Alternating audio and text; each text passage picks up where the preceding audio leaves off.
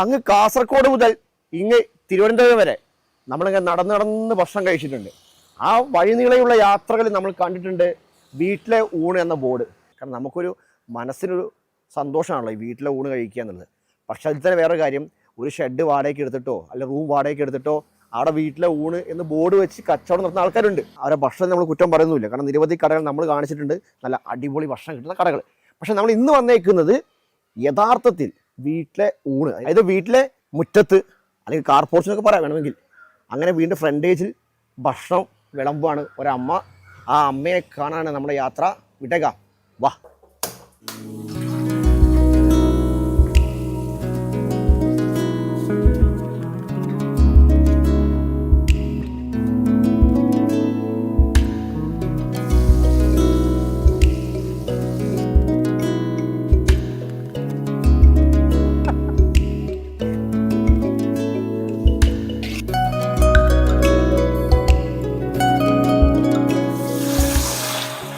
കഴിഞ്ഞ 3-4 വർഷമായിട്ട് തന്നെ അമ്മ ഇവിടെ ഇങ്ങനെ ഭക്ഷണം തയ്യാറാക്കിക്കൊണ്ടിരിക്കുന്നു.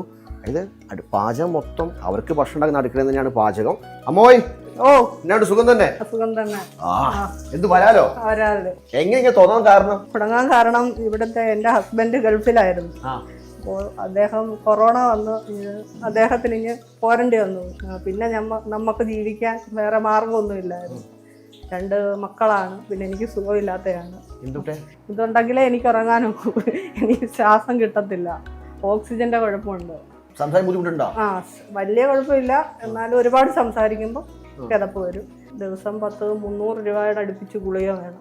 തൈറോയിഡ് ഉണ്ട്, ക്രിയാറ്റിന്റെ ഇച്ചിരി കുഴപ്പമുണ്ട്, പ്രഷർ, ഷുഗർ, കൊളസ്ട്രോൾ എല്ലാം ഉണ്ട്. പിന്നെ എല്ലാവരും ഉണ്ട്. പിന്നെ ഇപ്പം പുതിയതായിട്ട് കരളിന്റെ ഒരു ശകലം വീക്കും കൂടെ വന്നിട്ടുണ്ട്. ഒരു ടെൻഷനൊന്നും ഇല്ല. ടെൻഷൻ ഉണ്ടോ ഇങ്ങനെ ചെയ്യാൻ നോക്കൂ. ഇത് ഇത്രയും അസുഖം വെച്ചോണ്ടാണ് ഞാൻ ഇതെല്ലാം ചെയ്യുന്നത്.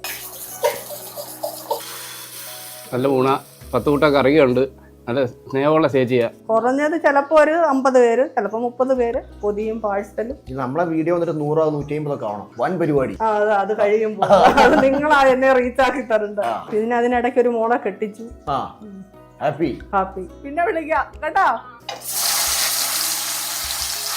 ഇന്നെന്താ ഐറ്റം കിട്ടിക്കുന്നേ? ഇന്ന് വരാലുണ്ട്, ചിക്കൻ ഉണ്ട്, വരാല് കറിയുണ്ട്.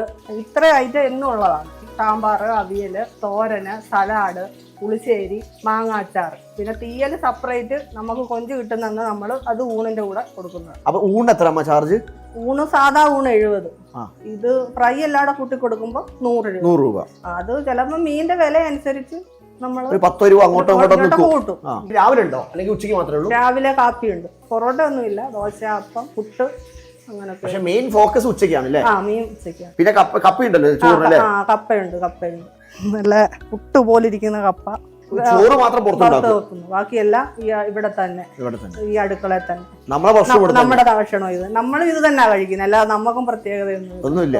നമ്മൾ ഇത് തന്നെ. ഞാനിപ്പോ ഒരു 3-4 വർഷം കൊണ്ട് ഇവിടെ ഊണ് വാങ്ങിക്കുന്നുണ്ട്. നല്ല ടേസ്റ്റിയാണ്, കറികളൊക്കെ സൂപ്പറാണ്. ചേച്ചിയെ പോലെ തന്നെ സുന്ദരമാണ് ഊണും കാര്യങ്ങളെല്ലാം. പിന്നെ എനിക്കൊരു തള്ളിയതല്ല, എനിക്കൊരു പെങ്ങൾ സ്ഥാനമാണ്. എൻ്റെ കുഞ്ഞുനാൾ മുതൽ ഞങ്ങൾ കാണുന്നതാണ്. പിന്നെ നല്ലൊരു സംരംഭം തുടങ്ങിയപ്പോൾ നമ്മൾ സപ്പോർട്ട് ചെയ്യുന്നുണ്ട്. നിങ്ങൾ അന്നേരം പിടിക്കണ്ടായിരുന്നു.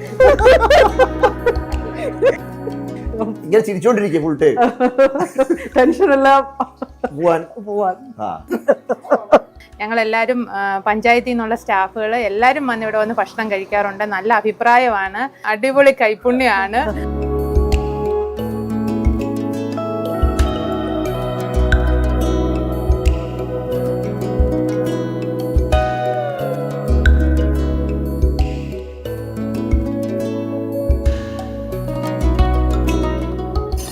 ഗംഭീരം. താർത്തു, ഇതും താർത്തു. ഈ മീൻകറി വേറെ ഒന്നും അല്ല, എല്ലാം കൊള്ളാം. അങ്ങനെയല്ല, അത്ര വേറെ ഒന്നും കൊള്ളൂലെന്ന്. വരാലൊരെണ്ണം വറുത്തത് കഴിക്കും. കഴിക്കാതൊന്നും തീരട്ടെ. നമ്മൾ സ്നേഹിച്ചു കൊല്ല ഈ വിളമ്പുന്ന ആൾക്കാരൊക്കെ. സ്വന്തം കൂടപ്പുറപ്പ് പോലെ തന്നെ എല്ലാരും വന്ന് വിളമ്പ് കൊടുത്ത്. എന്തായാലും അതിഗംഭീരം, എല്ലാം പൊളിച്ചു. ഓക്കെ, ചിരിക്കുന്നില്ലേ? ഇനി ഷൂട്ടിങ് ശൂരനാട് LP സ്കൂളിന്റെ അടുത്ത് അല്ലേ?